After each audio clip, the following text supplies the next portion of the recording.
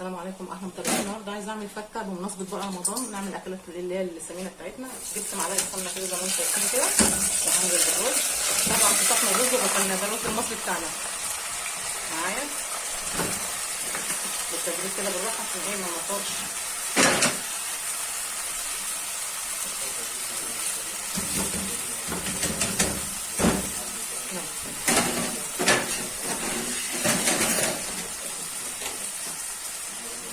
معلقه ملح يكون ابيض تمام. ممكن كده اقلب الرز، وفي نفس الوقت كمان جنبي ميه سخنه كده مسخناها عشان مش هحط ميه، مش هحط الشوربه كامله عشان ما يتمرش، لان دي فته فانا عايزه الرز بتاعها يبقى ابيض ناصع البياض. نديله تقليبه كده زي ما انتم شايفين. نحط الرز بقى يتغلف بالسمنه كده خالص تمام.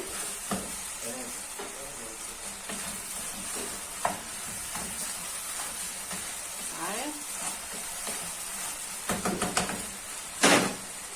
ونروح بقى نازله الشوربه تكون سخنه كده، مش كتير يا جماعه عشان الفته ما تبقاش رزها اسمر. بس تمام كده. كنت جايبه ميه سخنه معايا، اكمل بقى بيها الفته والرز بتاع الفته كده، وانزل بالراحه بقى بالمعقول كده عشان ما تعجنش. طبعا اطفي البوتاجاز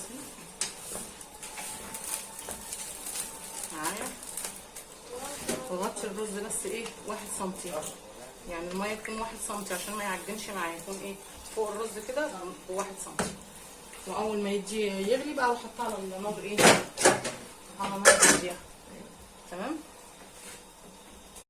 خلاص اولوز كده الرز هديت عليه النار بعد ما استوى كده تمام، وقرب يستوي برضه. هخش بقى على الصوص بتاع الفته، نزلت بمعلقه سمنه كده زي ما انتم شايفين تمام، واروح نازله بس اول ما تسيح بقى كده اهو تمام. وهنزل بالبصل اللي في الفته، احنا ما بنعملوش ببصل، لا انا بعمله ببصل.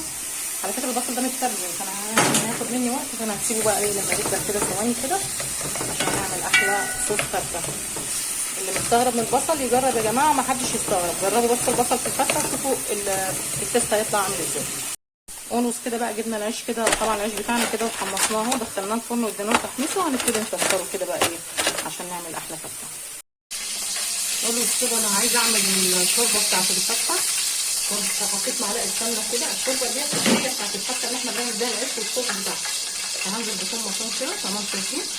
خلصتي بقى الثوم اللي عندك كله على الفته المصري بتاع الثوم، هديها بقى كده مش قوي كده برضه عشان ما نطبخش، لا مش قوي كده يعني، ثوم بس مش ثوم بالضمير يعني قوي كده تمام. وراح نديلها معلقه كزبره كده، واروح طافيه برضه بخل. عايزه اعمل احلى صوص شوربه فته، الشوربه اللي احنا بنعمل عليها العيش دي بقى اهم حاجه، هي السر في الموضوع ده كمان. يعني كذا تكه كده بتفرق كتير في الفته تمام. وهديها بقى كده ايه الشوربه بتاعها المسلوق كده المتينه كده، حتى الخل كمان برضو كتري الخل بيبقى تحفه قوي معايا. خلاص اسيب بقى الصوص ده قبل ما يغلي كمان، انزل بمعلقه ايه ملح وفلفل اسمر وتغلي، واروح طافيه عليها بس خلاص كده. ده كده تركيبه طبق الفته بتاعنا. بقى الشوربه اهي زي ما انتم شايفين غليت بقى، دخلت في الغليان. اهي دي الشوربه اللي هسقي عليها الفته، هتبقى فوق تحفه، ريحتها بقى جايبه لاخر الدنيا. وادي الصوص اهو زي ما انتم شايفين اهو، عملناه خلاص تمام. وتكه صغيره كده، انا بحبه تقيل شويه، واروح طفي عليه. ويعتبر خلاص هو فاضله دقيقتين كده واروح طفي عليه. الريحه مش هقول لكم، يعني نفس الريحه توصل لكم، جميله جدا. اللي يعمل الفته دي فته الحسين والسيده زينب، دي الاسرار بتاعتها. وطبعا جبت العيش بعد ما حمصته، بعد ما حمصته في الفرن بقى تحميصه كده، ورحت ايه مكسره كده بقى. هنزل بالشوربه اللي انا عملتها بدقه كده على الايه على العيش. طبعا احنا عارفين كلنا شاطرين بنركب الفته ازاي اهو.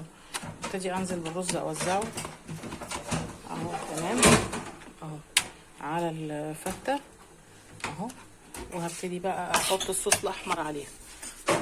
خلاص كده انا خلصت الطبق بتاع الفته بتاعي.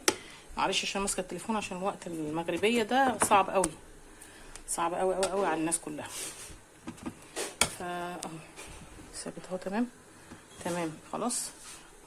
وبعد كده انزل شويه كمان شوربه اهي من اللي انا عاملاها دي عشان تدي برضو تطعيمه جميله او طعم حلو قوي قوي قوي للعيش اهو. بعد كده انزل بالصوص الاحمر. الصوص الاحمر ده مش طبيعي، جربوا الطريقه اللي انا قلت لكم عليها والتكنيك هيعجبكم جدا.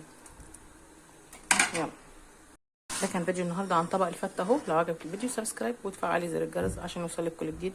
احلى فته، كل سنه وانتم طيبين.